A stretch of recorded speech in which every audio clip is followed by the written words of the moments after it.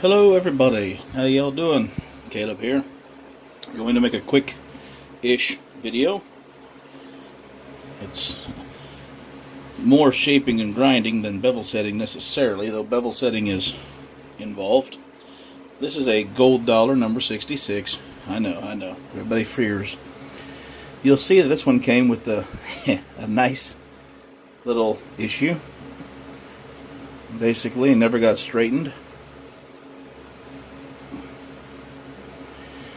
And when looked at from the nose, which is how you should look at these, it's not as bad, is it now? Nah.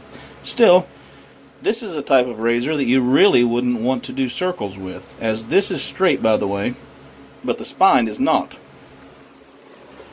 This is a mildly smiling razor. So what do you do, huh? How do you set that bevel? How do you hone it? Well, one thing you don't do circles. You'll never keep the abrasion rate even somewhat consistent, and you'll wear away here and here. On this side, if you're doing this, you'll wear away here and here, and on the other side you'll wear away the middle, because it's bent like that. If it were bent the other way, you'd wear the opposite. What I do is I get a diamond plate. This is a DMT 8C, or a coarse. Set it on here, square to the sewn. Do a few half strokes, square on. I'm using some torque here, and I'm watching what I'm doing. I'm not just wagging this thing around like some guy, okay? What I can see is I'm getting a nice even wear pattern on both bevel flats, which are here and here.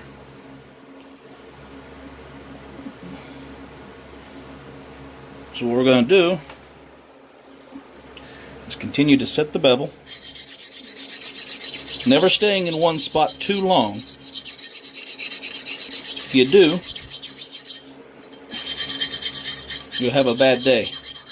And what I'm doing here, I'm not actually honing out here. I'm concentrating on the edge of the stone.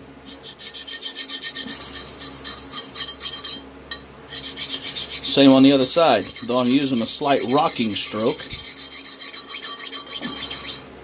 You'll see that steel is coming off quite rapidly, though wet. I can't see it hardly as much.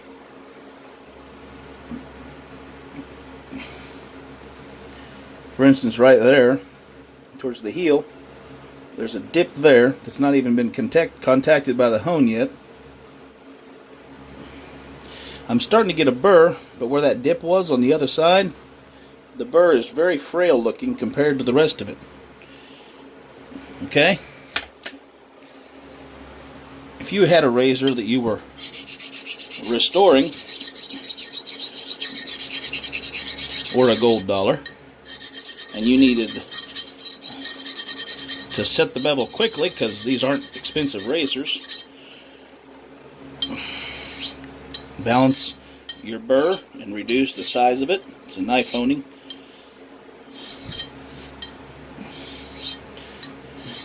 Are you seeing where the water's running and the slurf? Towards the edge of the hone. Wet thumbnail test just to see what my burr feels like. It's feeling pretty robust, but not overly thick. I'll take a look and see what my wear. I'm going to use this super cheap and much abused HDE brand 100 times magnification pocket microscope. And I'm going to check the burr. Now I've got a burr, and this is normal, from the pushing over towards this side from this side, but the bevel is not set. The burr is not from both sides, it's only from one side. Now when you're honing warp blades, this is normal. You'll think you have a set bevel, and from this side you have, from here to here, this is one plane. From here to here you'll have multiple planes. The burr is only coming from this side. I'd like to show you that, but my setup is not set up in such a way that I can. So just trust me.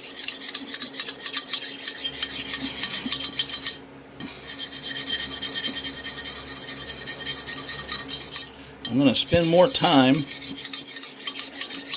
relatively speaking. And now I'm going to take this finer grit hone and on the side of it I'm going to kill the edge, okay? I'm going to join it. I'm going to knock that burr off. The reason I use a hone and not a piece of glass is it's mildly abrasive or heavily abrasive depending on what you talk. I'm going to test it with my thumbnail. It feels all of one grit.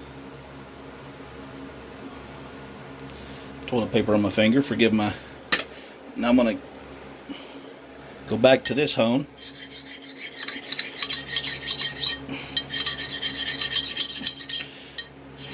Notice I'm staying full on to this hone. I'm never going heel leading.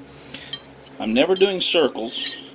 This will give you a much more stable edge, and you won't have such terrible troubles with imbalanced honing, which is what a circle can do, unless the razor is completely well ground and completely perfect. Getting a feel for what I'm doing. My apologies. Now I've pulled up another burr. Let me see if it is from both sides now. Again, I'm going to use this microscope. Sorry, I'm going to have to do this off camera.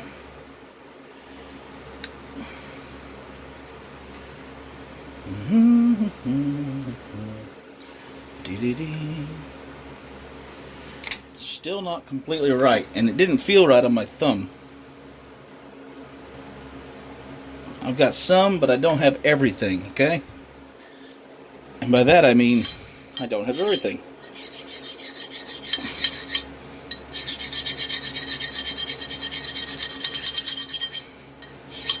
Now you'll notice what I'm doing this. I'm coming down here and I'm not completely coming off. I don't really bother on the other side, but this side I'm not. The inside curved side. And there's a reason for that. You'll wear your tip away. It's feeling a lot better. Let me see what a 400 grit hone looks like. This is a 400 grit Naniwa. That's my second one this year. I use them for knives a lot. Not all razors need this type of work. I would suggest not.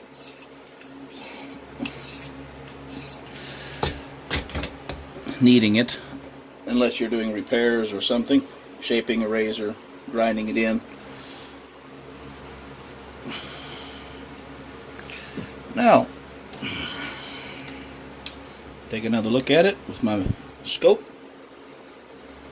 It's uniformly coarse and rough, and the polish, though a D&T doesn't really polish, not as such, is uniform from inside of the bevel flat to the outside towards the apex.